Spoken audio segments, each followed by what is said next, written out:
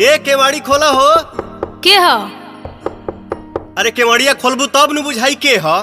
अच्छा रुक, बोलो का बात बा। चंदा चंदा?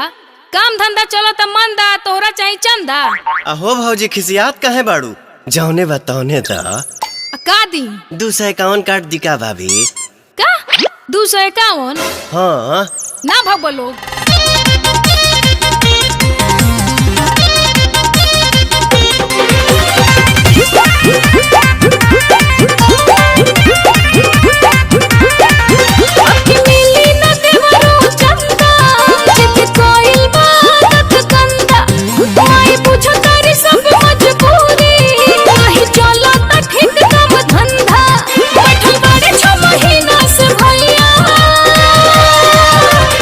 अच्छा जाए तो हाला ना करे के।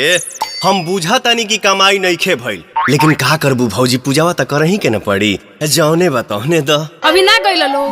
कहे कइले बाड़ू हाला खोला बक्सा के ताला तो ये कर हो रुपैया। अभी जतने ले चूरी पूजा कोइल बा जरूरी तो ये कर हो रुपैया। ऐसे ना नु लौटावे के चाही, खाली कुछो तो द। अच्छा रुक, उपाय लगाओ तनी।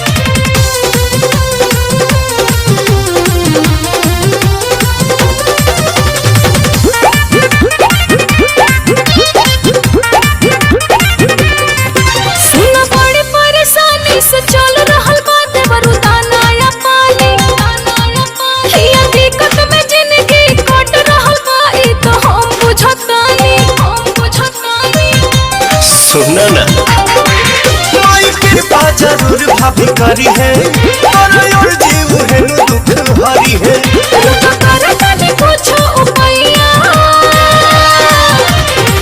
हई देखो ना, दीपक वो भौजी 5 रुपया दे लिहा, तू कुछ बढ़ा के दे दो। अच्छा कहे कोइले बाड़ू हाला खोला बक्सा के ताला तो ये कर हो रुपैया। अभी जतने ले चूरी पूजा कोइल बा जरूरी तो ये कर हो रुपैया। ए भौजी, देवी माई नाराज हो जाइए।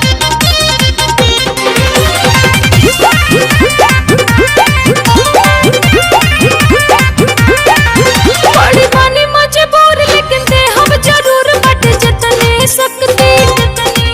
दोनों हाथ जोड़े हम माई करी है रहम, दिल से करम भक्ति।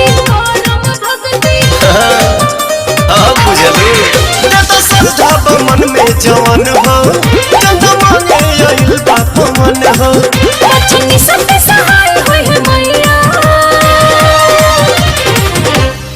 जरूर कृपा हुई हो। हाँ तब 9 दिन माई के पूजा पाठ करीला, कलसा धरीला, भूखीला, तब माई के नु सहारा बा।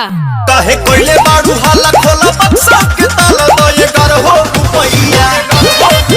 अभी जतने ले चूरी पूजा कोइल बा जरूरी तो ये कर हो रुपैया।